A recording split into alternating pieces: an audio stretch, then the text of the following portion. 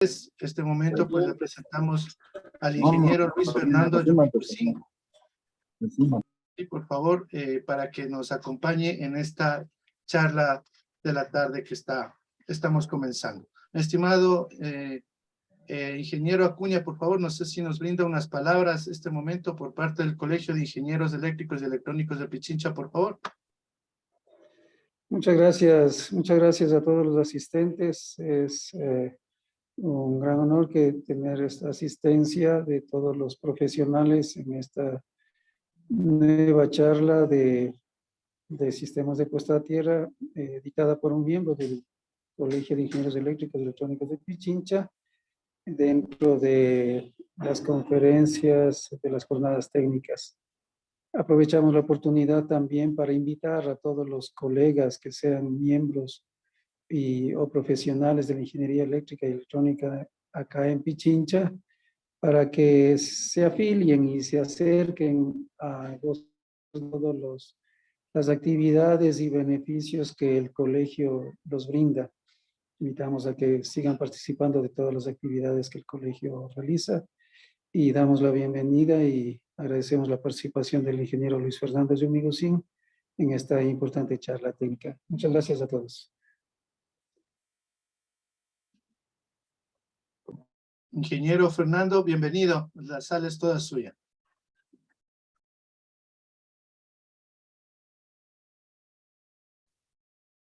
Ahí, por favor. Sí, ahora sí. Bueno, pues un atento saludo a todos los participantes en estas charlas técnicas que ha organizado el Colegio de Ingenieros Eléctricos y Electrónicos de Pichincha. A mí me ha tocado pues un tema simpático que es sistemas de puesta a tierra y mejoramiento de suelo. Pues básicamente la charla la estaremos orientando de la manera en dos partes. Básicamente el esquema va a estar en una parte teórica en donde vamos a manejar algunos conceptos, algo de este producto de Coagem y lo que es electrodos pasivos, la medición de la resistividad, y tendremos la segunda parte, preguntas que los asistentes puedan tener y en lo que podamos nosotros cubrir de la mejor manera. A manera para información de ustedes, yo soy ingeniero en electrónica y control graduado en la Politécnica Nacional en 1986. Estuve en la Fuerza Aérea unos 3 años ejerciendo la ingeniería eléctrica junto con el área militar. Adicionalmente, tuvimos la oportunidad de estar por Inglaterra unos 7 años ejerciendo también nuestra ingeniería. Y desde 1997 tenemos el gusto de estar independientemente acá en el país trabajando. Desde hace unos 16 años hemos hecho me ha parecido muy interesante lo que es los sistemas de puesta a tierra y desde ahí venimos investigando y producto de esto es esta charla que están teniendo ustedes y pues pongo a su disposición la experiencia que la vida nos ha dado.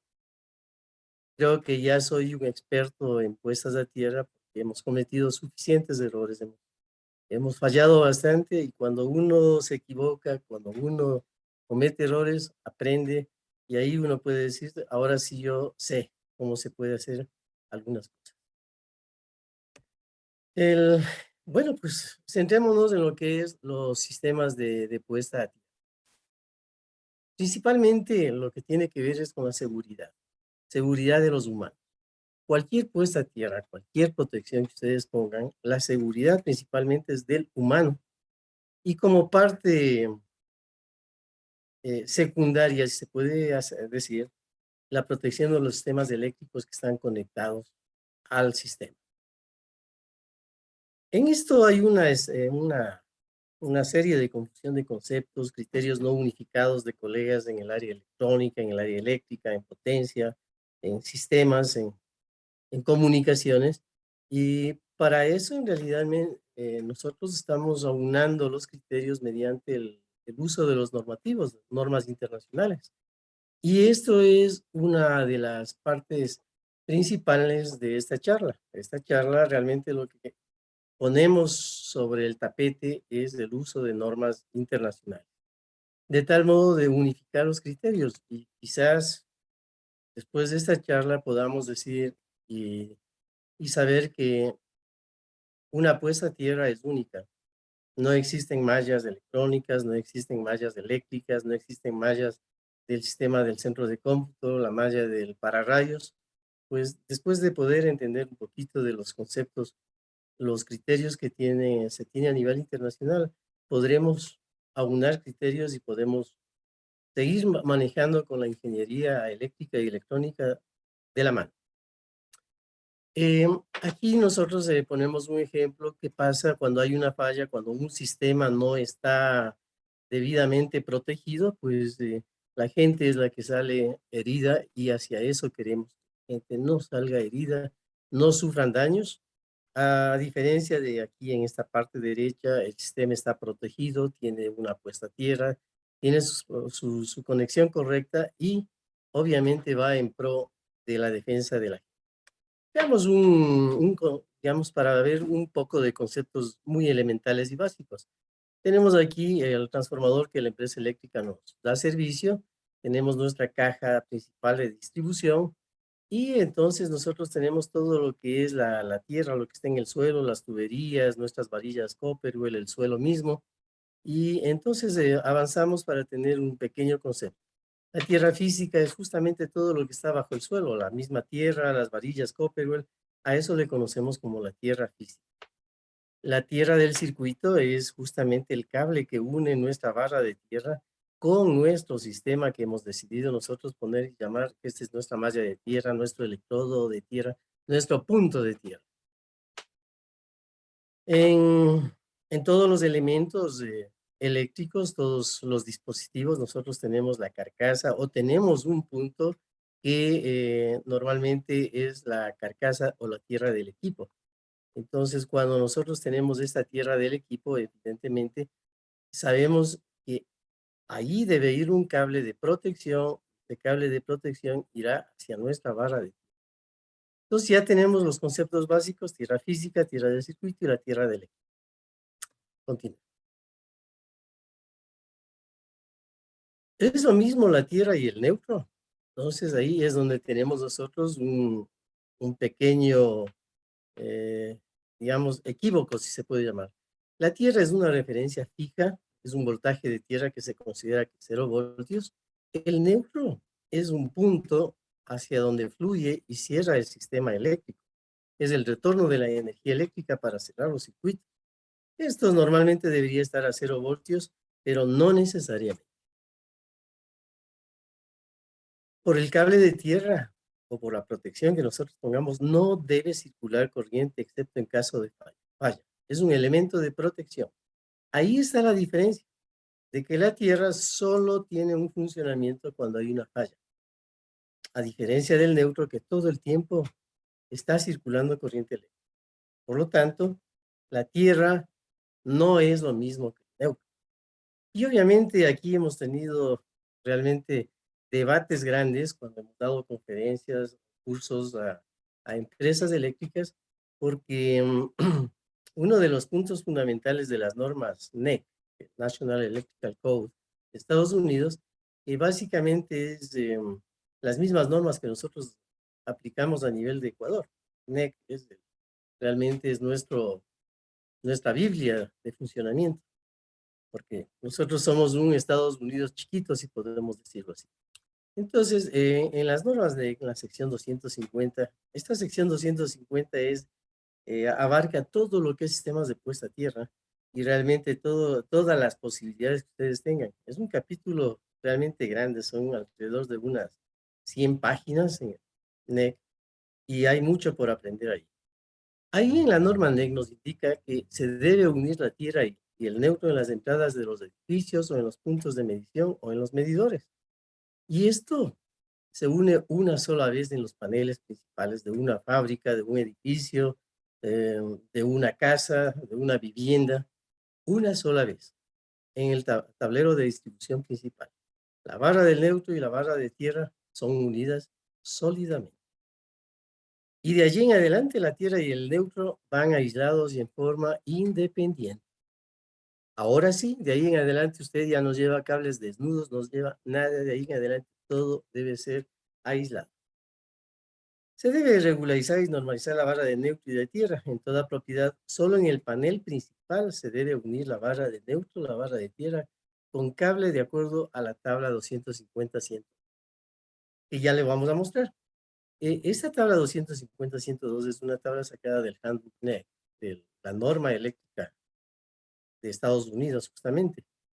Y de acuerdo a esto debe ser, digamos, eh, una de las buenas cosas que puede ser de la participación de ustedes en esta charla es de que va a estar a la disposición de ustedes esas tablas. Son tablas internacionales hechas por miles de científicos. Y ya no tenemos que nosotros estar pensando qué cable debo poner para mi puesta a tierra. Está normado. Y tenemos aquí que lo vamos a ver en un momento más de estas tablas. Aquí tenemos, como ustedes ven, algunos gráficos sacados del Handbook NEC 2017. Aquí tenemos el transformador de la empresa eléctrica, que está aterrizado normalmente, su poste, sitio pad mounted, donde ustedes lo hayan fijado, y entra a nuestro panel de distribución, las fases y el neutro. El neutro que está aterrizado, ¿no? Ojo a eso, el neutro está aterrizado. Y aquí tenemos nosotros nuestra barra de neutro. Acá hacemos nosotros nuestra barra de tierra y unimos sólidamente. Esta unión Main Banding Jumper es la que vamos a ver en un momento más, cuál es la tabla y con qué criterio se calcula este cable. También tenemos en la tabla para poder calcular el cable que va a nuestro sistema de malla o de puesta de tierra o del electrodo de tierra. Entonces, todo esto está normado y fíjense, está unido sólidamente. Y esto es norma del NEC. Tenemos otro grafiquito cuando tenemos nosotros transformadores de aislamiento. Entonces, nosotros decidimos cuál punto hacemos neutro o tierra. Pronto este borde o el borde de acá. Cuando tenemos igual transformadores de aislamiento, normalmente el punto central es el que se decide hacer neutro, tierra. En un sistema trifásico, tenemos el sistema de la empresa eléctrica, el utility que se conoce. Está aterrizado el sistema, llevamos nuestros neutros, llevamos nuestras fases, todo nuestro sistema, nuestro panel de servicio general, ¿sí? Y aquí nosotros estamos haciendo una nueva tierra, una nueva malla de tierra, una puesta a tierra, como ustedes quieran llamar, y nos está faltando la barra de tierra que debería estar unida. Cuando tenemos un sistema en delta o uno de los transformadores monofásicos aterrizados, efectivamente nosotros aterrizamos nuestro neutro y acá hacemos nuestra barra, nuestro sistema de puesta a tierra, también puede ser una malla, un electrodo, lo que ustedes quieran, y entran nuestras fases. Este sistema es utilizado mucho en la costa ecuatoriana, en Esmeraldas, Guayaquil, Machala, porque usan muchos aires acondicionados y el sistema de los aires acondicionados es a 240 voltios trifásico. La mejor manera de sacar 240 es con estos sistemas en delta. Y ojo a esto, porque de una fase hacia el punto central, que es neutro, hay 120 voltios, pero si ustedes se unen a la tercera fase, hay 208 voltios. Ojo en eso, porque sí, hay gente que comete errores y se les queman los dedos. Hablemos un poquito de lo que es la corriente tolerable, porque todo tiene que ver con protegerle al humano. Entonces, nosotros de 1 miliamperio es el límite de percepción de la corriente y obviamente depende mucho de cada individuo, del peso que tengan. No es lo mismo que un niño sienta un shock que una persona adulta, un anciano o en general una persona robusta. Sus límites de percepción son bastante diferentes. La resistencia del cuerpo humano para los cálculos a nivel mundial, a nivel internacional, se considera 1000 ohms. Todo esto está tomado, como ustedes ven, de la referencia del estándar IEEE de 142 del 80.000. Entonces, la resistencia del cuerpo humano, entonces, para fines de cálculos, 1000 ohmios. De esto nosotros tomamos lo que es el voltaje de toque y voltaje de paso. Los voltajes de toque, como concepto fundamental, y una persona está en una subestación, en un sitio eléctrico, y está topando la parte metálica y su pie haciendo en el suelo contacto. El voltaje de toque se considera el voltaje que asoma entre la mano y el pie de la persona en el momento que haya una falla. Y ya sabemos que la falla no sucede eh, a las 8 de la mañana, a las 9, sucede en el momento menos pensado. Pues en un momento menos pensado alguien está topando la estructura y está obviamente parado, asoma un voltaje entre la mano y el pie y ese se conoce como voltaje de toque. Estos voltajes de toque son los que se está peleando a nivel de los cálculos de puestas a tierra para que no sean letales y pueda sobrevivir la gente frente a una falla eléctrica. Este voltaje, tenemos el voltaje de paso. El voltaje de paso, asimismo, estamos en un área de electricidad y si sucede una falla, la falla se va hacia el suelo y el suelo se electrifica. Y como el suelo se electrifica, entre los pies del individuo asoma un voltaje y ese voltaje se conoce como voltaje de paso. Este voltaje de paso se calcula que sea no letal para un individuo y si no es letal, entonces la malla de tierra está bien hecha. Aquí también tenemos algunos ejemplos, lo que es el voltaje de toque, voltaje de malla, voltaje de paso. Tenemos aquí el voltaje de paso, aquí tenemos un voltaje de toque. Estos son, digamos, un ejemplo para que ustedes lo tengan un poco claro de qué es voltaje de toque y de paso fundamental. Bueno, pues una de las recomendaciones que nosotros tenemos que los...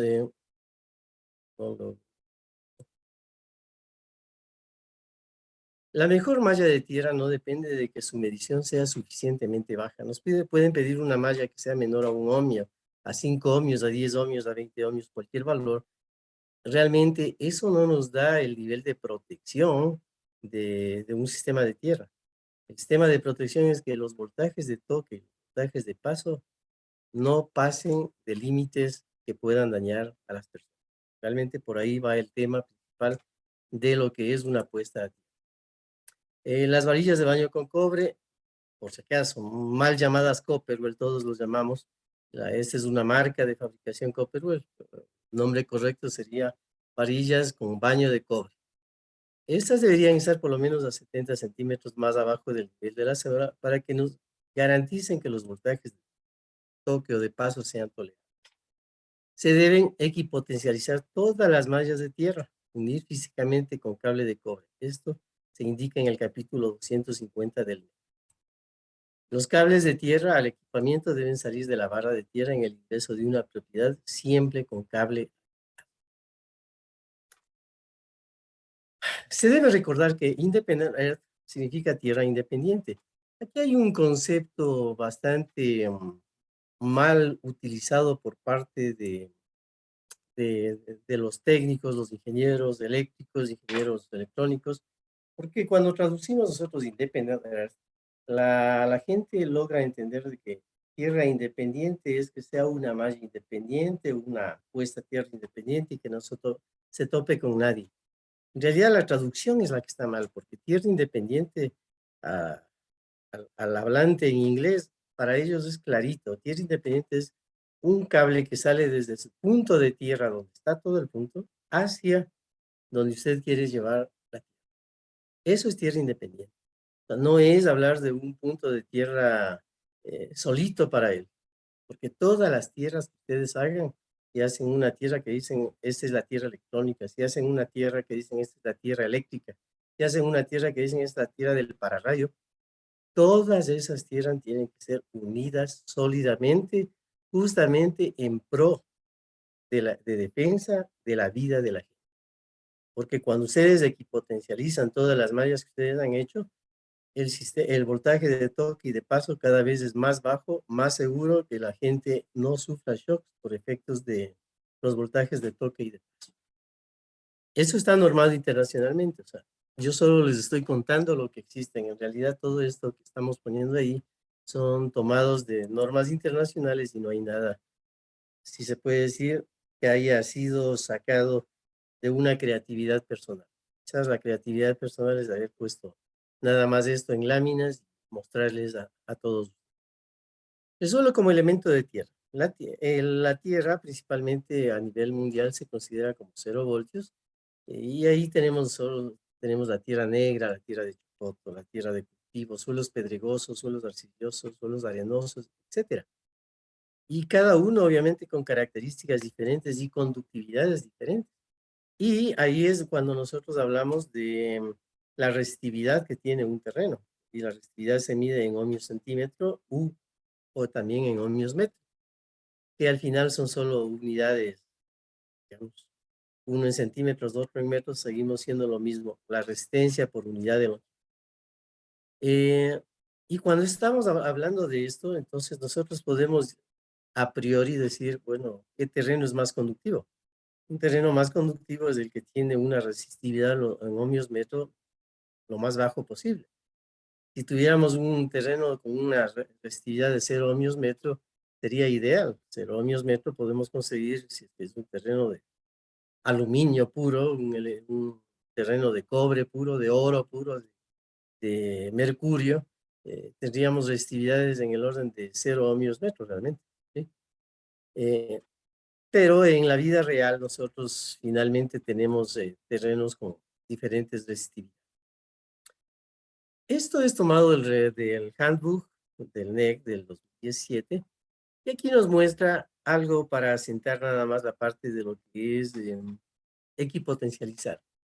La empresa de TV Cable aquí les ha pedido un sistema de tierra para ellos, ¿sí? Y han hecho una tierra acá. Acá nosotros tenemos en nuestra entrada del edificio de la casa nuestra puesta a tierra también. Pero esas dos tierras están, como dicen, independientes, no se unen. Y entonces frente a esta no unión, cuando un rayo cae por 1 kilómetro, 2 kilómetros, el suelo se desestabiliza y cada uno de estas.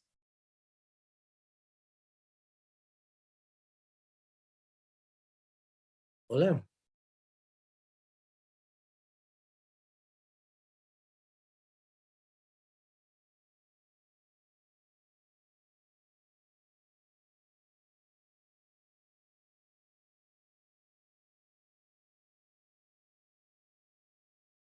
Ingeniero, no le escuchamos.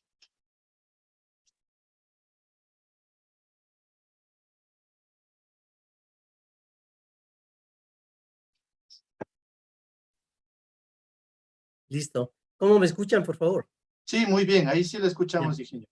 Gracias. Les agradezco que me paren si es que por alguna razón la comunicación se nos vuelve loca. Pues nuevamente les estaba hablando de que nosotros tenemos una puesta a tierra que ha pedido la empresa de TV Cable privada, la puesta a tierra y otra tierra acá. Cuando cae un rayo, el suelo se destabiliza y esta tierra se eleva nuevamente. ¿Quién me está?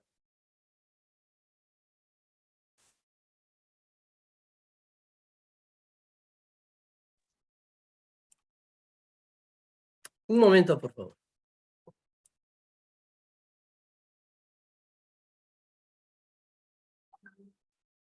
A ver, creo que ahora ya tenemos el gráfico, ¿no? ¿Estamos bien? Sí, Ya, perfecto. perfecto. Sí, estaba hablando en el aire, obviamente nadie me entendió. Pues aquí la empresa de TV Cable ha decidido poner una puesta a tierra y tenemos nuestra puesta a tierra de la entrada de nuestro edificio. Estas dos tierras no se han unido y al no unir nosotros estamos cometiendo un grave error de seguridad, principalmente para la gente. ¿Qué es lo que pasaría cuando cae un rayo en algún kilómetro, 2 kilómetros? El suelo se destabiliza y esta tierra se eleva a un nivel de voltaje y esta tierra a otro nivel de voltaje. Por decir, esta se eleva a unos 150 voltios y esta se eleva a 100 voltios. Y ahí aparece una diferencia de voltaje entre las dos tierras. Pero ojo, de esta tierra nosotros estamos llevando como referencia a nuestros tomacorrientes. Y entonces, y de esta tierra estamos llevando como referencia a nuestra caja del TV cable. Aquí asoma una diferencia de voltaje porque nuestro neutro está a diferente voltaje que esta tierra que estamos poniendo. Si la diferencia de voltaje entre neutro y tierra asoma que es más de 1 voltio, sus equipos se queman. Y por eso se queman. Y no hay chispazo, no hay nada, no asoma algo negro de que ya algo pasó. Se queman, dejan de funcionar y nadie sabe. Es por esto. Hay una diferencia de potencial entre las dos tierras que están entrando a una misma propiedad. Soluciones. El mismo Handbuch nos da la solución. La solución dice, una y equipotencialice sus tierras. Al unir las dos tierras, automáticamente cualquier diferencia de potencial entre las dos se acabó. Y cuando cae un rayo y todo, las dos mallas se elevan al mismo nivel de voltaje. Y están salvados sus equipos. No existe una diferencia de potencial entre neutro y tierra y funciona sus equipos de mejor manera. Este es un pequeño ejemplo. Obviamente, cuando entren ustedes al Handbuch NEC, en la sección 250, hayan completo toda la información que ustedes deseen sobre sistemas de... Hablemos nuevamente sobre las resistividades. En este quería que le notemos un poco, que hagamos un poquito de nota. Un suelo vegetal o de cultivo está en ohmios metros, tiene en el orden de 10 a 100 ohmios metros. Ojo a eso, por favor, ténganlo en mente. 10 a 100 ohmios metros. El asfalto seco está en el orden de 2 millones a 30 millones de ohmios metros. Un aislante bárbaro. Perdón. Y el asfalto mojado, fíjense, está en el orden de 10.000 a 6 millones de ohmios metros. O sea, aún mojado el asfalto es un excelente aislante. Y de hecho, ha habido casos de donde han caído cables de alta tensión en la carretera. En una carretera que ha estado seca, un buen sol, cae el cable de alta tensión y no se produce ni chispas ni nada. Pero si usted se acerca y se atreve a topar ese cable, quede electrocutado inmediatamente. No se produce corrientes de cientos de amperios, estarán circulando por ahí 4 o 5 amperios a nivel de alto voltaje, pero si usted se acerca por el cuerpo de nosotros y pasa miliamperios, suficiente para morir. Bueno, tenemos aquí este era el que quería que le vean, el concreto seco. El concreto seco está en el orden de 1.200 a 28.000 ohmios metro. Es bastante alto cuando está seco. Y fíjense, cuando el concreto está mojado, está el orden de 21 a 100 ohmios metro. En otras palabras, un plinto, una estructura de una vivienda, puede servirnos muy bien si es que este concreto está húmedo. Es una muy buena puesta a tierra. Pero si está seco, pésimo. Y fíjense el suelo vegetal del orden de 10 a 100 ohmios. Entonces, estos conceptos es importante manejarlos porque ya lo van a ver en un momento. Características de una puesta a tierra. Una puesta a tierra ideal, 0 ohmios. Los valores comúnmente solicitados a nivel de empresas eléctricas están pidiendo menor a 25 ohmios. Este requerimiento relativamente no es costoso. Piden menor a 10 ohmios en algunos casos. Para rayos piden menor a 10 ohmios. Menor a 5 ohmios ya piden las empresas eléctricas en cámaras de transformación, en transformadores pad mounted, y ya son muy exigentes en subestaciones, hospitales, menor a 1 ohmio. Y lograr menor a 1 ohmio es un verdadero laberinto de pasiones. Cuesta bastante poder lograr menor a 1 ohmio. Entonces, esto es como para que nos vayamos notando que cuán costoso es tener una puesta a tierra y con un ohmiaje bajo. La resistencia es la oposición al paso de la corriente eléctrica. La resistencia de un electrodo depende principalmente de la resistividad del suelo. Y este es un dato bastante interesante que creo que les va a llamar la atención y les va a gustar. Aquí tenemos nosotros, esto es del estándar IEEE 142, está tomado. Han hecho ellos una prueba. Tenemos un electrodo de 3 metros de longitud y aquí tenemos nosotros una especie de cilindro. Entonces, hicieron la prueba ellos y fíjense, aquí tenemos nosotros la distancia en metros, es el radio. Desde el centro del electrodo formamos un radio y tenemos un radio aquí. Y han hecho la experiencia y ellos empezaron a ver cuál porcentaje de resistencia estaba contenido en cada uno de ellos. Y tenemos el siguiente resultado. En los 3 centímetros de radio, 3 centímetros, desde la varilla de aquí medimos 3 centímetros, formamos un cilindro, está concentrado el 25% del valor de la resistencia. En 6 centímetros de radio, o sea, 12 centímetros de diámetro, está concentrado el 38% de la resistencia, en 12 centímetros de diámetro. Fíjense esto, en 15 centímetros de radio está concentrado el 52% de la resistencia. O sea, ustedes hacen un diámetro de 30 centímetros, en todo eso de ahí está concentrado el 52% del valor de su resistencia. Me explico. Si la resistencia de su electrodo les da una medida de 100 ohmios, en cualquier terreno que tengan, ¿no? Y ese valor les dio 100 ohmios, el 52% de esos 100 ohmios, o sea, los 52 ohmios están concentrados en los 30 centímetros de diámetro.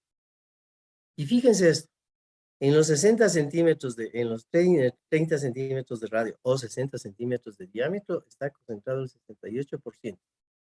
Entonces hacen ustedes un diámetro de 60 centímetros y aquí se concentra el 68% del valor de la resistencia. O sea, si este electrodo les da 100 ohmios, entonces en los 60 centímetros de diámetro, ustedes tienen el 68%, los 68 ohmios.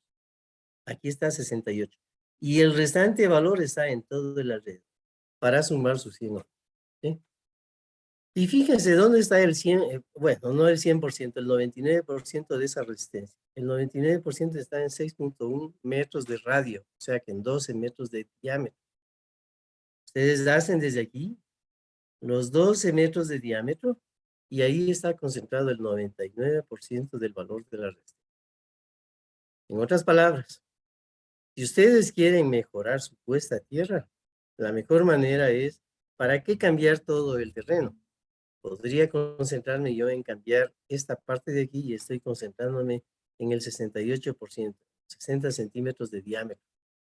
Y si quiero ser un poco menos fino, me concentro en los 30 centímetros de diámetro para lograr tener el 52% de la resistencia. De ahí viene la explicación de que nosotros, un suelo, cuando nosotros queremos mejorar una varilla de puesta a tierra, ahora sí ya resulta digamos, con una respuesta tecnológica, con algo real, con algo probado. Usted retire todo ese cascajo o esa piedra que está en el terreno que ustedes tienen en los 30 o 60 centímetros de diámetro, sacan todo eso y le cambian por un terreno de mejor resistividad. Y en ese terreno de mejor resistividad, ustedes inclusive podrían decir, ¿sabe qué? Aquí voy a poner un mejorador de tierra, voy a poner bentonita. Entonces ponen su tierra, que es una tierra de cultivo que tiene baja resistividad, y para bajar aún más esa resistividad, ustedes podrían poner los mejoradores y van a tener resultados, digamos, resultados de mejora de su puesta a tierra de su electrodo. Y si a ese electrodo le hacen, dice, bueno, hago uno y ahora le hago al segundo, cuando le unen los dos en paralelo, ustedes van a tener cerca de la mitad del valor de uno de los electrodos. Y si dicen, bueno, yo quiero más bajo, pasen 3 electrodos, 4 electrodos, 8 electrodos, de acuerdo a cómo ustedes lo vean, la necesidad del terreno. ¿Sí? Seguimos. ¿Cómo se mejora el suelo? ¿De qué depende la resistividad del suelo? Son aspectos electroquímicos, ¿cierto? La porosidad, distribución de poros, la conductividad primaria, conductividad secundaria que tiene el suelo, la humedad de ese suelo, el contenido de minerales, la temperatura que tiene el suelo, la compactación. Y este tipo de cosas realmente es muy importante porque nosotros podemos decir, bueno, ¿en dónde puedo meterme? Por ejemplo, con la temperatura no podemos jugar porque la temperatura dependerá si el día es soleado, frío, estamos en invierno, verano. Esto prácticamente no tenemos control. El contenido mineral, la humedad, podemos trabajar con esa humedad. Si un terreno está seco, ultra seco, o si humedecemos ese terreno, nosotros podemos bajar la resistividad de ese terreno. Y obviamente ustedes dirán, no podemos todo el tiempo, entonces ahí depende de su diseño. Por decir, estamos en una fábrica y bien podrían ustedes hacer su malla de tierra en un área y les pidan a los dueños de la fábrica que en ese terreno tengan un jardín con plantas, con algo, y ese terreno va a estar garantizado que está siempre húmedo. Cosas como esas nosotros podríamos jugar. El contenido mineral, igualmente nosotros podríamos llegar a jugar con este contenido mineral. De hecho, las sales minerales nos mejoran los sistemas de puesta a tierra. Aquí tenemos un gráfico, este es tomado del estándar IEEE, ¿sí?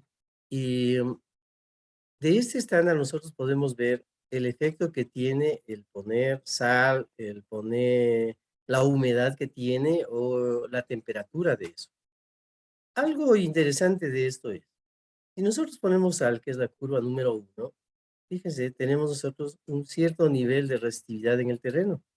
Y si le aumentamos a un 2%, hemos aumentado a un 1% de contenido de sal, estamos bajando de un valor de unos 180 ohmios metro a un valor de 50 ohmios metro, solo con el hecho de aumentar sales minerales, ¿sí? Y así podemos seguir bajando. El efecto de la sal tiene un efecto brutal en la resistividad de un terreno. La humedad tiene otro papel importantísimo. Fíjense en la curva número 2, cuando nosotros tenemos un 10% de sal, estamos teniendo alrededor de unos 2000 ohmios metro. En esta curva tal vez más, unos 4000 ohmios metro. Y a ese terreno le subimos la humedad un 5%, baja ostensiblemente, fíjense, baja a un valor de unos 400 ohmios metro. Entonces la humedad tiene un papel preponderante.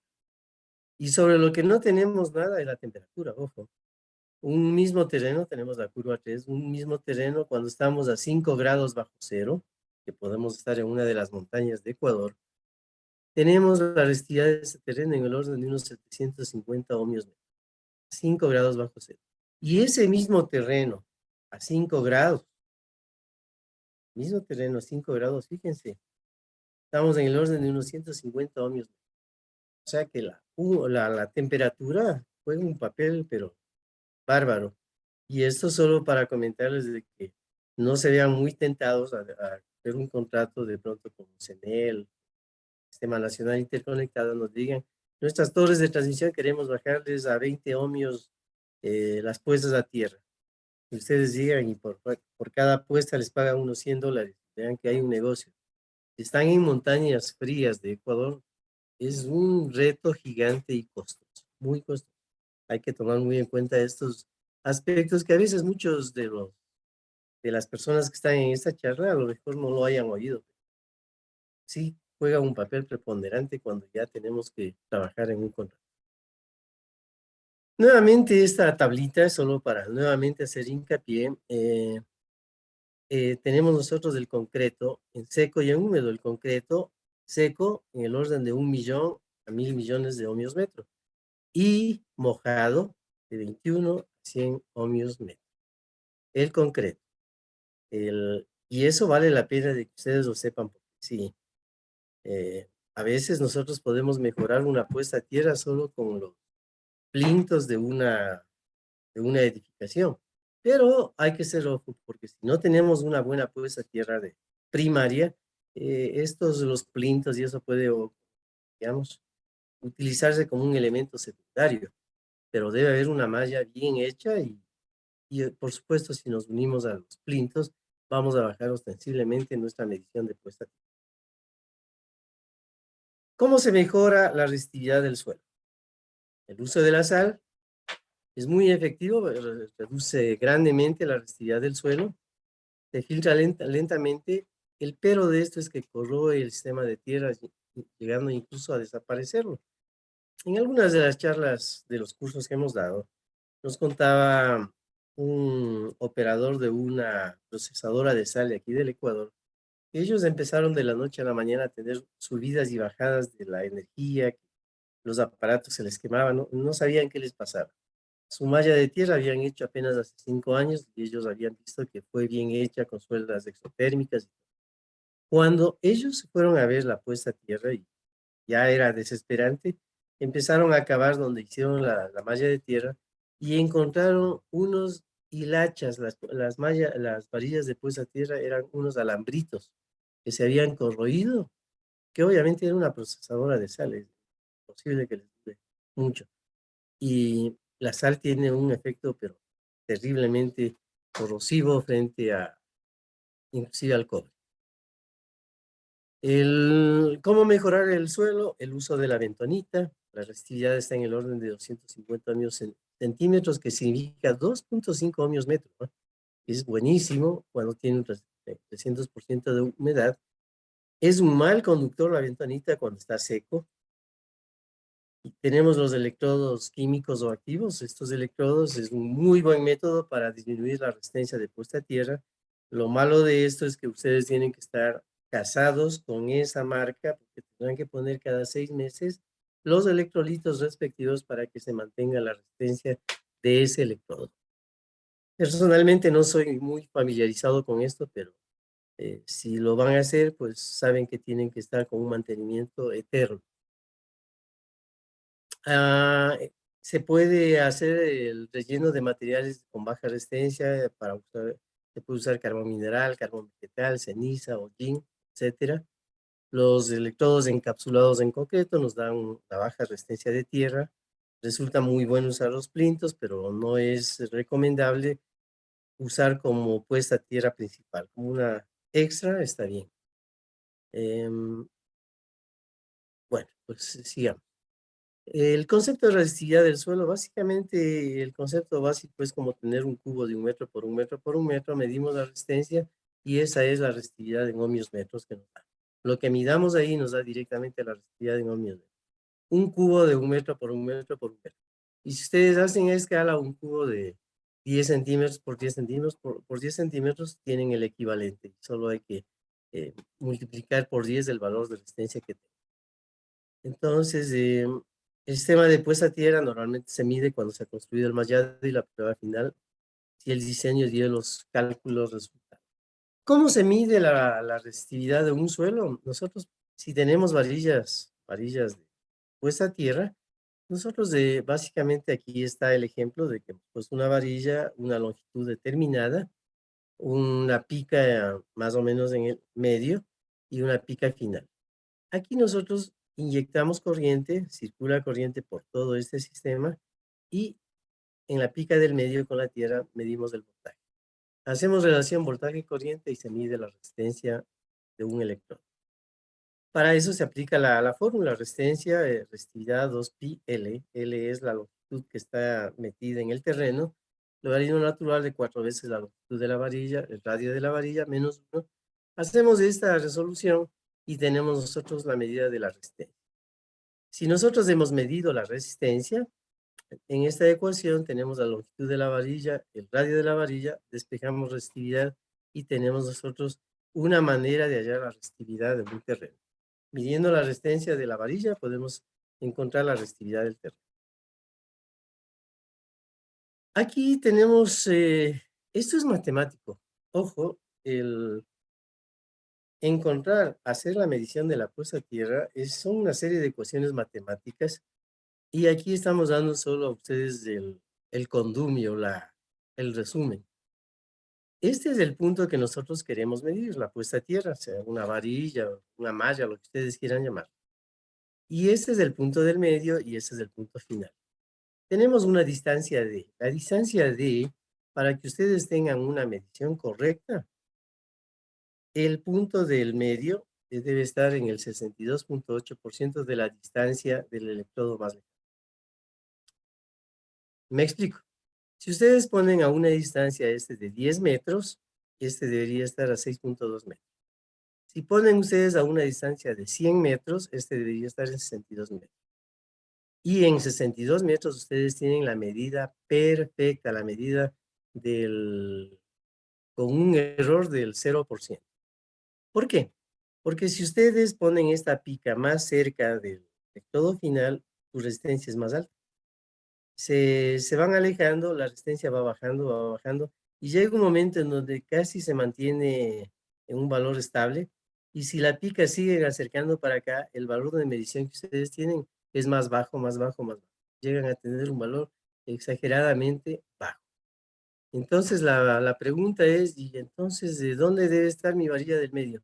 En el 62.8% del valor de esta distancia que han medido. Y la pregunta es que también valdrá la pena la asistencia a esta charla técnica, es en una malla de puesta a tierra, ¿a qué distancia debo poner yo pica más lejana? Aquí le tenemos. Esto es tomado del Military Handbook, Grounding, Bounding and Shielding. Es la Biblia, yo le llamo la Biblia de sistemas de puesta a tierra. Este es un libro bárbaro. Está todas las ecuaciones, todo el desarrollo matemático para llegar a estos conceptos que ustedes oyeron hace un minuto. Y esta tablita sacada de ese libro dice, si usted quiere tener una medición del 90% de precisión, ponga 5 veces la diagonal bajo prueba. 5 veces la diagonal. O sea, si ustedes tienen una malla de 5 por 5 metros, la diagonal probablemente son 7 metros.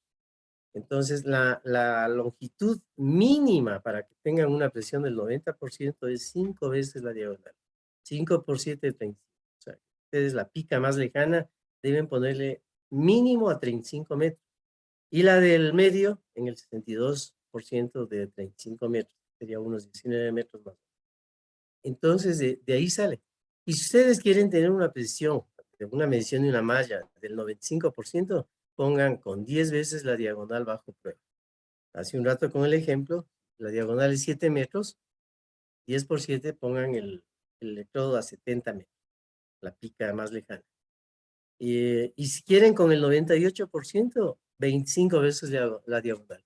O sea, cada vez que ustedes están alejando, están siendo más precisos de su medición. Y con el 99% de presión, están hablando de 50 veces la diagonal.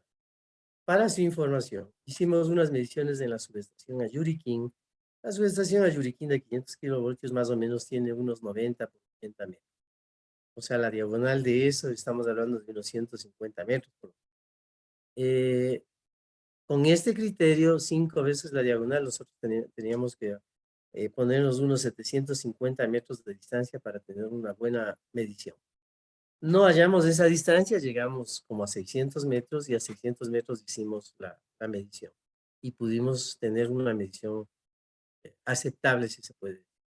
Entonces, estos son los valores. Yo creo que muchos de ustedes van a estar, si se puede decir, medios contentos viendo esta tabla porque realmente les estará zafando un montón de dudas de a qué distancia tenían que poner los electrodos de medida. ¿Sí? Sigamos. Métodos para medir la resistividad del suelo. Tenemos el método de 4 puntos o el método de Wenner. Este método de Wenner, ustedes ponen una pica, la siguiente a una distancia A, que puede ser 3 metros, el otro 3 metros y el otro 3 metros, ¿sí? Ponen esto. Aquí se inyecta la corriente y aquí se mide el voltaje.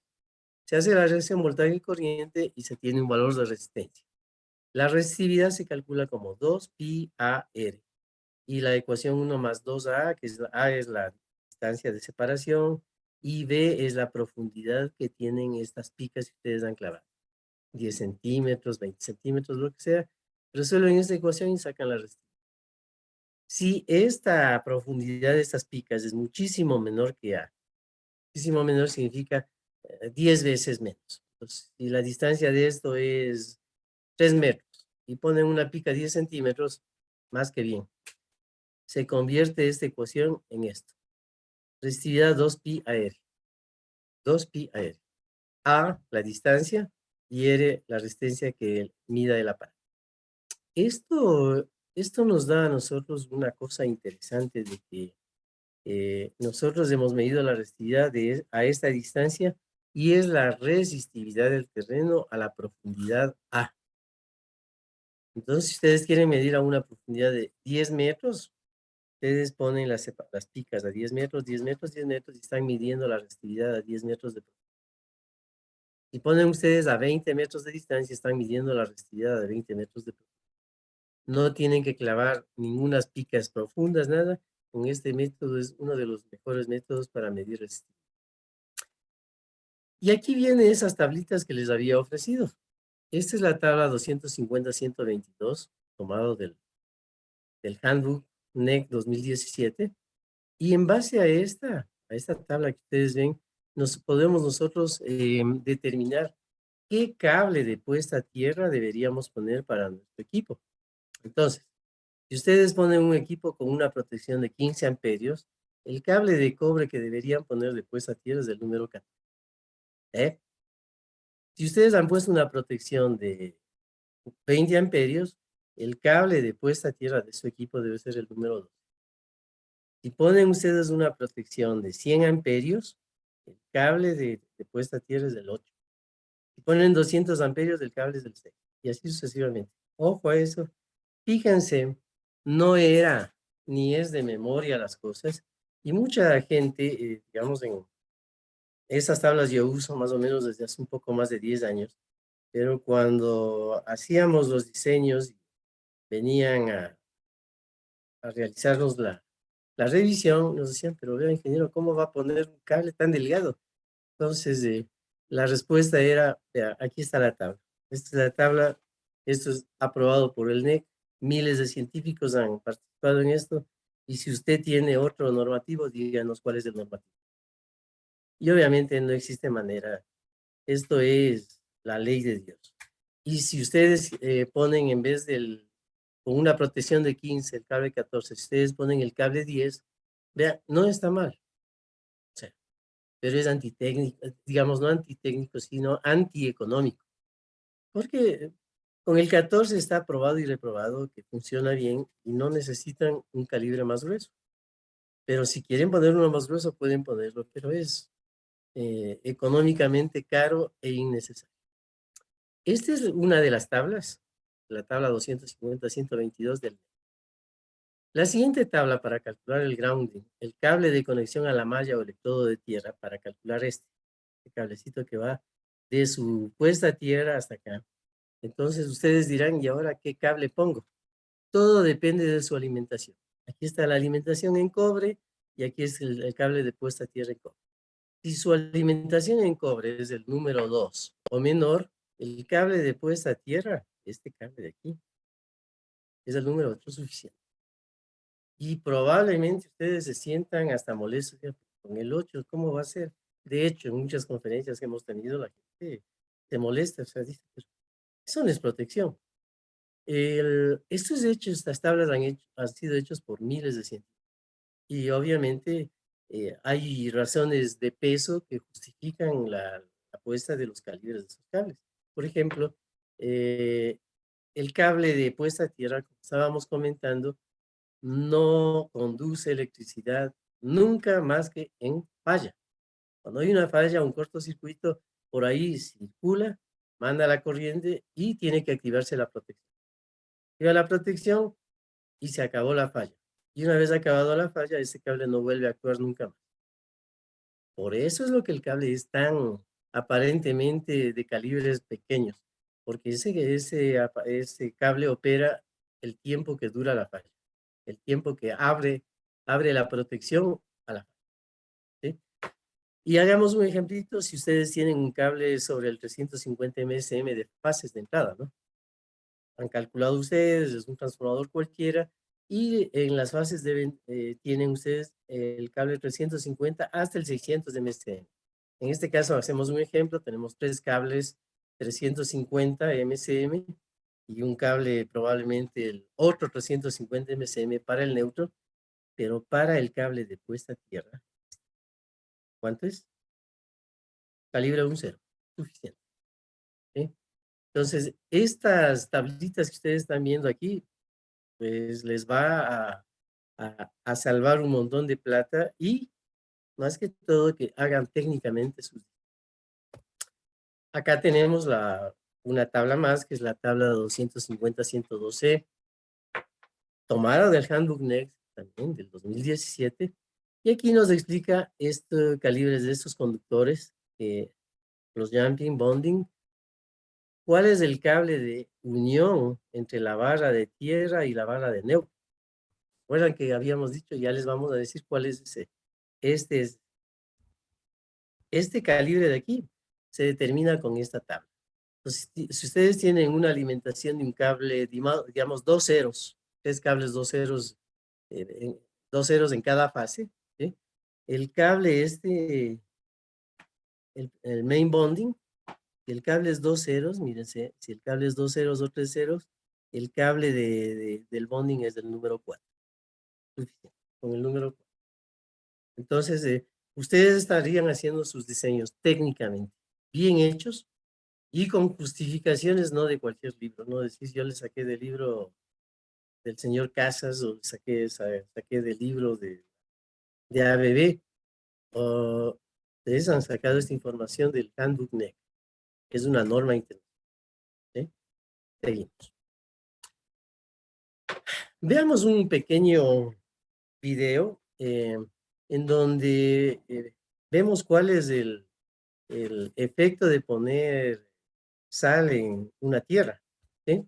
Y esto ustedes van a quedar admirados porque el efecto de poner sal en la tierra tiene un efecto, pero que uno se queda pero completamente admirado viendo qué efecto tiene la sal en la resistividad de un terreno. Veámoslo. Entonces estamos midiendo la resistividad de una tierra negra. Esto es básicamente tierra negra simple que la hemos rellenado, hemos cogido del jardín, está ligeramente húmeda y vamos a medir la resistividad que tiene sin ningún enriquecimiento ni ningún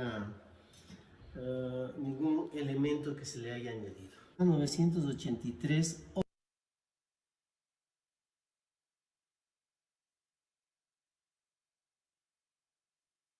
ohmios, que traducido a resistividad significa 98.3 ohmios metro. A esta tierra vamos a añadirle nosotros sal, para que ustedes noten la gran diferencia que radica en poner simplemente un producto con sal. Le vamos a poner, para que ustedes lo vean, una cucharada de sal y una segunda cucharada de sal. Y vamos a ver en estas condiciones qué resultado tenemos, la sal en general, y vamos a ver si es que realmente le mejora. Y le vamos a ver ahora mismo cuál es el resultado que tenemos aquí y vamos a poner en conducción. Esta es nuestra resistencia que nos da con 2 cucharadas de sal. Es el equivalente a 2.68 ohmios metro. Ustedes están logrando algo espectacular con esta tierra sin haberse gastado mayor cosa. Tal vez la sal que hay, la sal normal, han logrado bajar de 98 ohmios metro a 2.68 ohmios metro.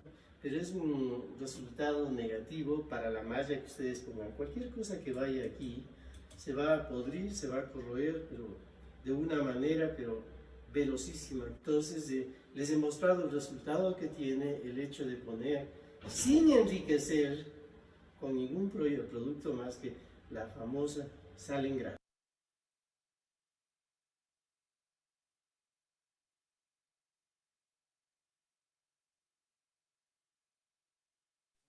Ok, en este punto hay un par de preguntas de algunos compañeros, algunos asistentes a esta charla. y vamos a responderles de la mejor manera que podamos y continuamos con la charla. Sí, por favor. A ver, tenemos un par de preguntas. Veamos. El señor Eddie Toala, en la actualidad hay muchos métodos de sistemas de puesta a tierra. ¿Usted podría dar su criterio en base al sistema de electrodo pasivo de carbón mineral?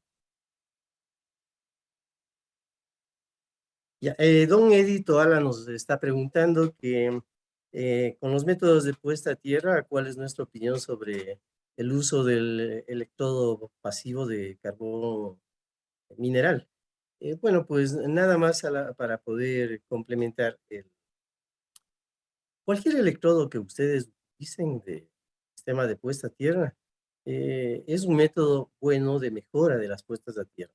El único inconveniente que ustedes pueden tener con los electrodos activos es el hecho del mantenimiento que tienen que ustedes estar teniendo toda la vida, porque eso no se acaba en 6 meses, un año, en 2 años. Eso tienen que hacerlo para siempre. Compran un electrodo activo, tienen que mejorar sus puestas a tierra todo el tiempo. Cada 6 meses compran el electrolito que les vende su proveedor, el electrodo activo, y tienen que alimentarlo todo el tiempo. Entonces, es un trabajo que de nunca terminar. Y obviamente, para mí personalmente, por la cultura que tenemos en nuestro país, en Ecuador, no es práctico hacer. Yo por lo menos no recomiendo, porque esto queda limitado a 1 año, 2 años. Después de 2 años nadie sabe para qué es, y a veces de una vez le condenan, le ponen hormigón y se acabó. Entonces, no es recomendable a mi forma de ver los electrodos activos. Los electrodos pasivos, básicamente, justamente se llama pasivo porque no necesitan ningún electrolito. Y al tener una conformación de una estructura conductiva de carbón mineral y un corazón de cobre en el medio, un cable de cobre, obviamente el sistema se vuelve excelentemente durable, les baja la resistencia de la puesta a tierra ostensiblemente y la durabilidad cientos de años, porque cobre no se termina en meses.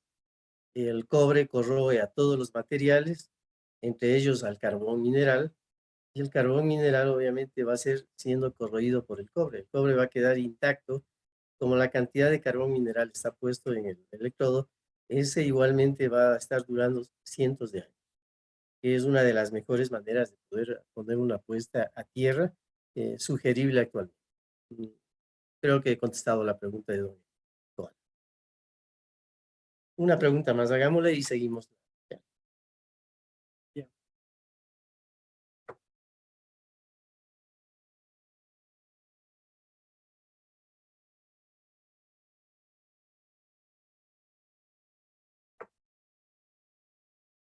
El señor Manuel Ruales.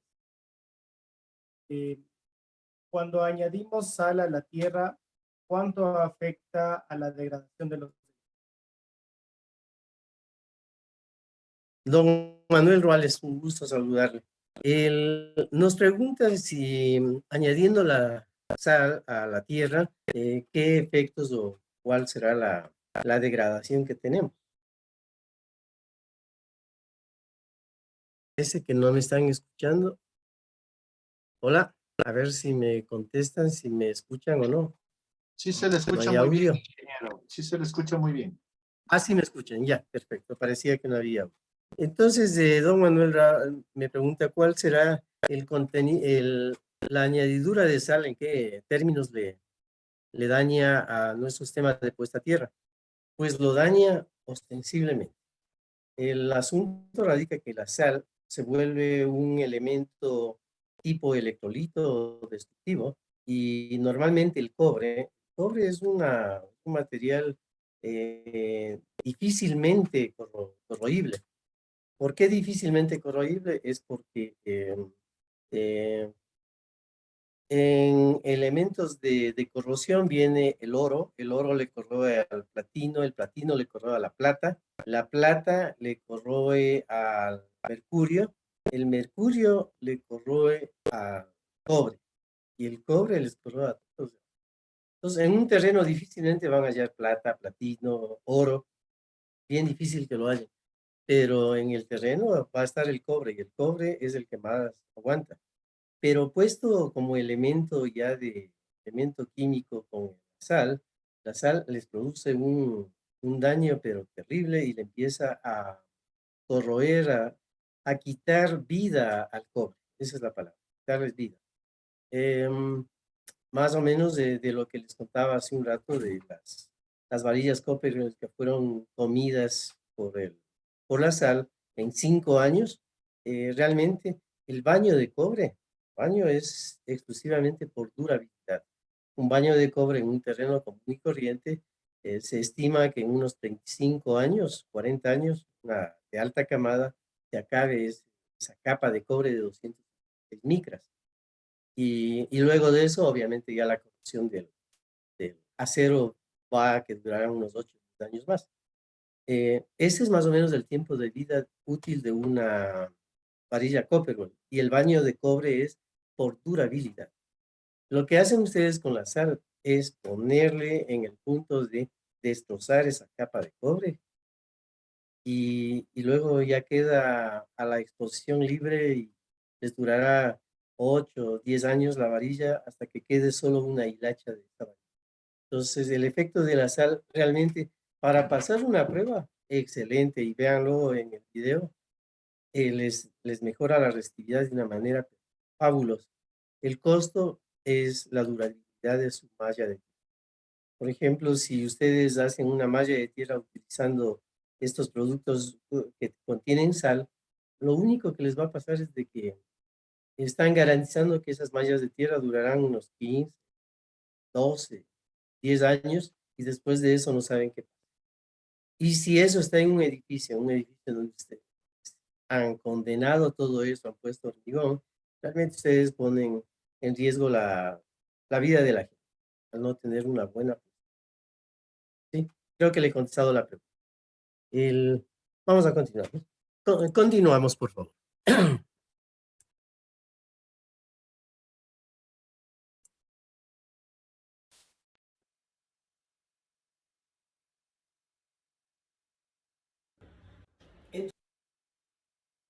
Em, pásenme. Ahora, en honor al tiempo, vamos a contarles un poquito del Ecuagen. Hemos desarrollado nosotros este producto en Ecuador y realmente es un honor poder, después de años de investigación, haber llegado a desarrollar este producto. Finalmente tiene una cantidad de carbón mineral, tiene sulfato de cobre, cemento Portland, carbón vegetal inclusive, y hemos logrado tener un producto cuya resistividad en seco nos da 0.57 ohmios metro. Y esto ha sido corroborado con la técnica nacional. Y la resistividad del Ecuagem, nosotros les llamamos Ecuagem en honor a nuestro país de Ecuador, y GEM de las siglas norteamericanas, G Ground, E Enhancement, M Material, que significa mejorador de puesta a tierra. En húmedo nos da 0.40 ohmios metro y esto ha sido corroborado en el mes de marzo por la Politécnica Nacional en los laboratorios de la, de- de la Facultad de Ingeniería Eléctrica y estos son los datos que tenemos. 0.57 ohmios metro en seco y 0.40 ohmios metro en húmedo. Este producto nos da la gran ventaja de que si nosotros no es nada corrosivo, no es contaminante, no se mezcla con el agua, al contrario de mezclarse con el agua se vuelve un filtro y ya ustedes ponen agua y al otro lado sale filtrada el agua. Entonces, es un elemento muy, muy bueno y tenemos nosotros las pruebas internas de laboratorio en donde usted hace una mezcla de una porción de tierra de cultivo con una porción de Ecuagem y se logra resultados de 0.9 ohmios metro. Y un valor que hemos podido comprobar es que si ustedes hacen una mezcla, una proporción de 6:1, 6 proporciones de tierra de cultivo y una proporción de Ecuagem, ustedes logran una resistividad en el orden de 12 ohmios metro. Y eso es un excelente valor para poder bajar la resistencia de un electrodo de puesta. Bueno, pues la resistividad del Ecuagen es muy baja, inclusive en seco, no depende de la humedad, no tiene sal, no es corrosivo, insoluble en agua, no se filtra. Y un cuadrito comparativo, el Ecuagen está en el orden de 0,57 seco, 0,40 en húmedo. El producto americano, el mejor producto americano que se tiene una resistividad de 4 ohmios metro en seco y 2 ohmios metro en húmedo. Es un excelente producto igualmente.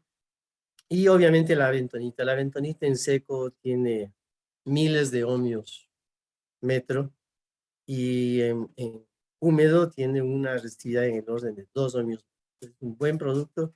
La bentonita, la que no contiene sal. Que contiene sal realmente, desafortunadamente, no son productos recomendables. De ahí la charla esta para que ustedes tengan una idea clara.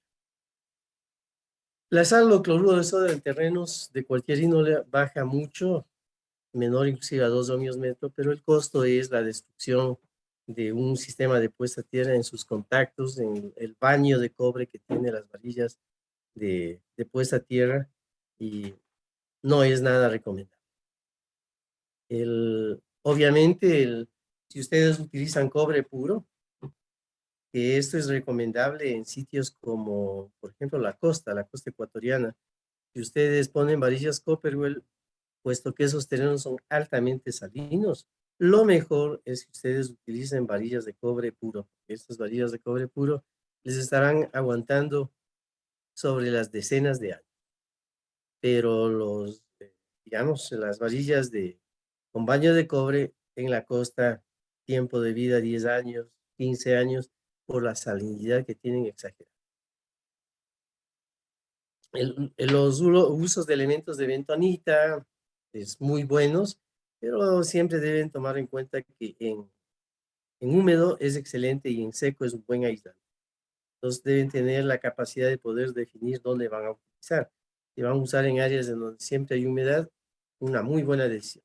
Pero si usan en áreas que son desérticas, la mitad del mundo, Calacalí, Lazo, Loja, realmente no es muy recomendable. Aquí tenemos nosotros el electrodo de carbón mineral que hemos desarrollado. Es un electrodo hecho con carbón mineral puro y tiene un alma de cobre, un diámetro de 20 centímetros, una longitud de 1 metro. Y este elemento realmente cuando se lo ponen verticalmente, nos da una gran ventaja de que su resistividad es altamente baja y no necesita ningún mantenimiento excepto que el suelo esté húmedo para que sacar el máximo provecho a este producto. Este producto lo llevamos fabricando desde hace unos 8 años. Hemos tenido la oportunidad de ponerlos en subestaciones como la subestación El Biche, hemos puesto en la subestación Golondrinas y ha bajado los sistemas de puesta a tierra. Justamente fue una de las razones por las que se había puesto. Aquí tenemos un cuadrito en donde nos indica en qué orden va a bajar la medición de puesta a tierra dependiendo de la resistividad de los terrenos. Entonces sí hay resultados que se prueban, pero no hay ninguna magia de decir usted pone un electrodo y usted baja a 2 ohmios o 1 ohmio su medición. Cualquier electrodo que ustedes pongan depende mucho de la resistividad del sitio donde están. No es lo mismo que ustedes pongan un electrodo activo o pasivo en el Sahara, o que pongan en la mitad del mundo, o que pongan en Machachi. El mismo electrodo en Machachi les dará unos 3 ohmios. En la mitad del mundo les dará unos 50 ohmios. Y en el Sahara les estará dando unos 200, 300 ohmios. Entonces, sí es importante en dónde estén ustedes trabajando. Aquí tenemos una muestra, esto fue en la subestación Las Golondrinas. Fíjense ese terreno de la subestación, era realmente arena pura, Y ahí hicimos nosotros ese orificio. En ese orificio está un tubo de PVC. Ese tubo de PVC, aquí el muchacho está sacándolo y le deja un huequito. En ese huequito va el rabo del electrodo pasivo. Se le alimentó previamente al hueco que estaba ahí con Equagen puro y ahí se le instala ya el electrodo. Todo está vertical y empieza el rellenado de la mezcla de Equagen con tierra de cultivo. Se lo sigue rellenando hasta llegar a taparlo completamente y queda completamente listo. Bueno, muchísimas gracias por vuestra atención. Ahí están mis datos de la información, mis teléfonos. Estoy a las órdenes de correo electrónico. Y bueno, pues damos paso a algunas preguntas que deben tener seguramente. Adelante.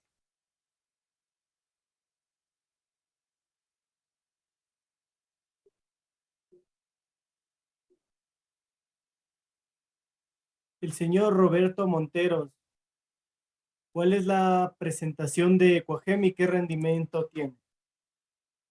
Y ya, muchas gracias por la pregunta, don Roberto. La presentación son fundas de 25 libras, que es parece que es el término común de todos, del Érico, de todos los productos que venden en el mercado. Su presentación es de 25 libras y como les había manifestado previamente, nos da un muy buen rendimiento con una relación de 6 partes, 6 volúmenes de tierra de cultivo y un volumen de Coahem. Nos da una resistividad en el orden de 12 ohmios metro. O sea, le baja al terreno de 100, 150 ohmios metro al orden de 12 ohmios. Y eso es un valor excelente. Si hacen ustedes una prueba de una relación de 3:1, se logra en el orden de 3 ohmios, 3 proporciones de tierra de cultivo y una proporción de Equagen. Son pruebas que hemos hecho de laboratorio y realmente hemos tomado terrenos de algunas partes del país y nos ha dado, digamos, esos resultados. Sí, muchas gracias, don Roberto. Le he contestado a su Señor Jorge, Jorge. Don Jorge nos hace una pregunta. ¿qué elementos existen para hacer una unión de todas las tierras, sean eléctricas, electrónicas y de pararrayos? Una excelente pregunta, porque don Jorge, con esta pregunta también tiene que ver mucho temas como estas bobinas de choque o hay unos sistemas se me está yendo el tema, es a ver, son las bobinas de choque y son las vías de chispas. Es- eh, para usar estos temas tienen que ser muy, muy cautos, porque la norma internacional, y esto es norma, o sea, no siquiera es optativo, norma internacional dice claramente que todas las mallas de tierra tienen que ser equipotencializados, so pena de que alguien salga herido o muerto. ¿Por qué?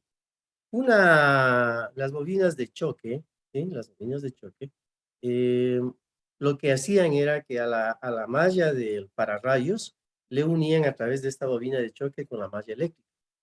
¿Y cuál era la característica de esto? De que cuando cae el rayo, que es de alta frecuencia, se producía una alta impedancia y se separaba la malla del pararrayo con la malla eléctrica.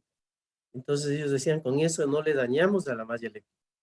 Falso, totalmente falso, porque en el momento en que alguien está pisando en el lado de la malla con la bobina de choque y está en el otro lado de la malla, entre los dos pies va a tener en el orden de decenas de miles de voltios que va a quedar electrocutada. Y eso, en lugar de haber producido ustedes seguridad con sus puestas a tierra, lo que han hecho es producir muerte. Por eso es totalmente prohibido y antitécnico poner estas bobinas de choque porque no cumplen ninguna norma internacional. ¿Cómo debe unirse las mallas de tierra? Las mallas de tierra tienen que ser unidas sólidamente con cable de cobre y con sueldas exotérmicas. hacen ustedes esa unión y están garantizando que ustedes están equipotencializando todo su sistema de... Y las vías de chispas en realidad son muy buen uso, tienen una muy buena aplicación, pero como aplicación, para que no se produzcan chispas cuando cae un rayo y está bajando, se producen centelleos por distancias de separación. Entonces ahí las vías de chispas se ponen y esos chisporoteos ya no se producen porque la vía de chispas por internamente se cortocircuita y une y ya no existen esas chispas. Para eso se usan las vías de chispas. Hay que ser muy cautos lo que están usando y a veces la gente lo usa inocentemente y a veces ignorantemente. Y obviamente cuando digo ignorantemente no significa que es una cosa mala. El que ignora actúa ignorantemente. Entonces hay que siempre buscar el mejor asesoramiento para que ustedes busquen hacer mejor su trabajo. Gracias. Gracias, don Jorge, por su pregunta. Sí, creo que con esto. ¿Cómo estamos en el horario? Ya estamos casi cerca, ¿no? Y no queremos ser abusivos en su horario. Si es que hay alguna otra pregunta que alguien desea hacer, no tenemos. El mismo señor comentaba de la equipotencialización de en edificios. Don Jorge está comentando sobre la equipotencialización. ¿Cuál es la pregunta, por favor? Que si se debe unir las mallas eléctricas, electrónicas en un edificio y si es que no es de unirse o equipotencializar, ¿cuál es la distancia que deben tener las mallas? Excelente pregunta, don Jorge, nuevamente. Nuevamente, solo haciéndoles digamos, dándoles a conocer la norma internacional. Las normas internacionales. La IEC, que es la norma europea, la 62305, en sus maneras de instalar pararrayos, instalar puestas a tierra, instalar los sistemas de protección, exige que todas las mallas de tierra tienen que ser unidas sólidamente. No existe ni siquiera la menor opción de que diga, su malla de acá debe estar separada a 2 metros o 3 metros. Tiene que ser unida obligatoriamente si usted quiere dar seguridad a la gente que esté en esos edificios o la seguridad del humano en general. Debe equipotencializarse, o sea, debe unirse sólidamente todas las puestas aquí. ¿Sí? Con eso creo que le he contestado su pregunta. Ya. El PowerTech dice, PowerTech. buenas noches. Agregando y agradeciendo bien al profesor por compartir sus conocimientos con respecto al EquaGem, quiere decir que podríamos disminuir las dimensiones de las barras de tierra que por lo general son de 2,40 metros utilizando su producto. En esto debemos nosotros ser cautos. No, si yo me atreviera a decir eso, realmente estaría falseando una verdad. Todo depende de ustedes en qué terreno se encuentren, en dónde estén haciendo su puesta a tierra, su malla a tierra. Hay puestas a tierras muy exigentes en donde tenemos que lograr resultados menores a 1 ohmio, menores a 10 ohmios, a 5 ohmios, y obviamente debemos utilizar mientras varillas más profundas, utilicemos más largas, mucho mejor resultado tendremos en nuestras puestas a tierra. Entonces, esto no es cuestión de decir, como ya estoy usando este producto, ahora voy a usar una varilla de puesta a tierra de 1 metro. No. Si ustedes usan ese producto, ustedes están garantizando que esa conductividad de ese terreno, a pesar de que esté seco, ustedes van a tener una muy buena, un buen valor de resistencia, un buen valor de fuga de la corriente hacia el suelo, hacia el planeta, cuando haya problemas de descargas atmosféricas, disturbios eléctricos, transitorios que se produzcan en la red. Entonces, realmente, a manera de norma internacional, de lo que he podido yo leer, la varilla más pequeña que se debe utilizar para puesta a tierra es 1,80 m. Y cuando usted usa una varilla de mayor profundidad, le sugieren que usted está haciendo un buen trabajo. ¿Sí? A PowerTech creo que con eso le contestamos. Gracias. Esta me parece importante. El señor Rodrigo Gudiño, incluso la unión de mallas de quirófanos unidas a las mallas de potencia. Muy buena pregunta, don Rodrigo Gudiño. La malla de puesta a tierra de los quirófanos o de los equipos ya muy delicados de bisturís y todo eso, es un tema de, más que de protección exactamente de la, digamos, de las redes, es la protección del humano. Y ellos, digamos, en todos los quirófanos, cuando ustedes hacen estudios de sistemas de tierra de quirófanos, ellos tienen un sistema en donde la puesta a tierra de ellos es un punto de referencia y es un punto en donde ningún equipo de ellos se dispara cuando hay una falla de puesta a tierra. ¿Por qué no se dispara? Y esa es la característica de un quirófano. No se dispara porque si están usando un electrobisturí, el electrobisturí produce una falla a tierra, no puede desconectarse a ningún equipo, ni debe desconectarse a ningún equipo. Tiene que seguir funcionando. Entonces, la puesta a tierra en ese momento solo les activa una protección audible en donde dice, hay una falla de puesta a tierra, que mientras están operando, tienen que seguir operando, no pasa nada, no se, digamos, nadie sale herido, pero el sistema audible les dice, hay una falla de puesta a tierra.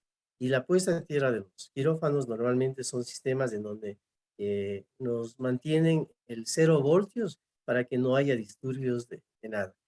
Ellos utilizan un sistema de aislamiento, obligatoriamente un transformador de aislamiento en donde entra acá su sistema eléctrico normal y en el otro lado tienen el voltaje de 120 voltios en el aire. Y ahí hacen su puesta a tierra y una puesta a tierra que es exclusivamente del quirófano. Ese es el único caso excepcional porque ellos, todo su equipo está aislado completamente de todos los otros sistemas eléctricos. De todos modos, este es un tema demasiado grande. Es tan grande que realmente para mí es un tema, es un océano. Yo probablemente de estos sistemas de puesta a tierra de quirófanos conozca apenas un 2%. Es una cosa demasiado gigante y yo no me atrevo a ser especialista de sistemas de puesta a tierra de quirófanos, pero he tenido que leerle para asesorarme y no meterme en áreas que son demasiado complicadas. ¿Sí? Les soy honesto y claro. Último.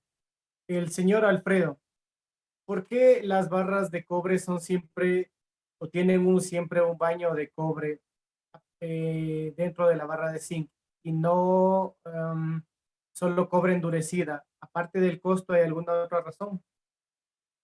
A ver, si me repite la pregunta, no estaba clara. Ya. ¿Por qué las barras de cobre tienen siempre un baño de cobre dentro de la barra de zinc y no solo el cobre puro? Aparte del costo y alguna otra razón.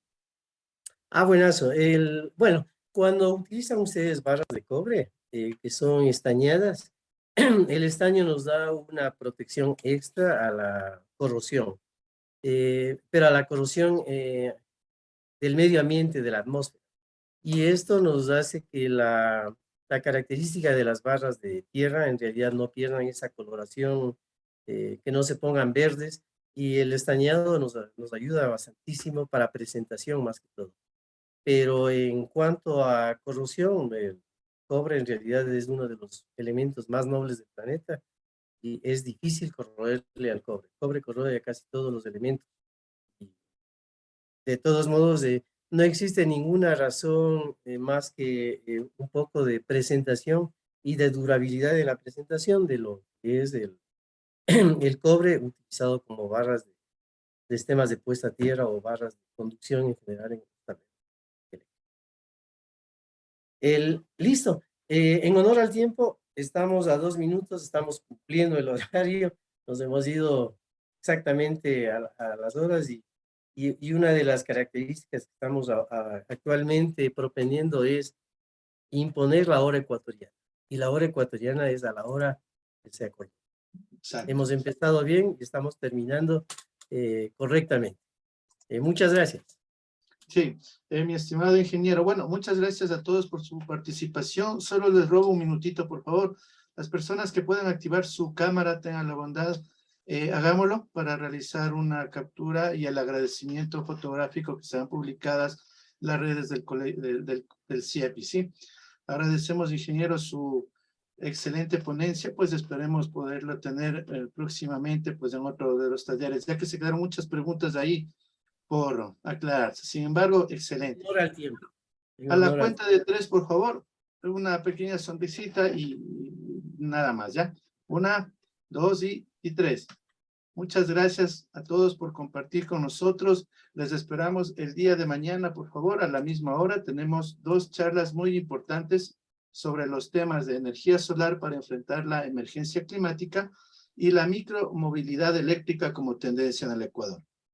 De parte del presidente y el miembro del directorio del Colegio de Ingenieros Eléctricos y Electrónicos de Pichincha, el agradecimiento a todos por su participación. No se olvide de registrarse, por favor. El día de mañana recibirán instrucciones para descarga de su certificado de participación. Una linda tarde. Hasta la próxima. Chao, chao. Ingeniero Fernando, muchas gracias.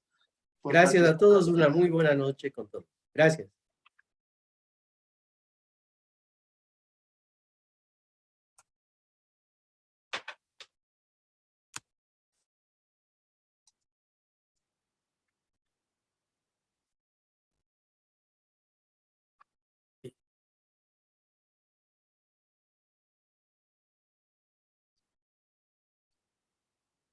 Por favor, el link de registro está en el chat de Zoom, por favor, verifique el link en el chat de Zoom. No se olvide registrarse. Una linda tarde. Chao, chao. Estará abierta la sala unos 3 minutitos más y se cerrará.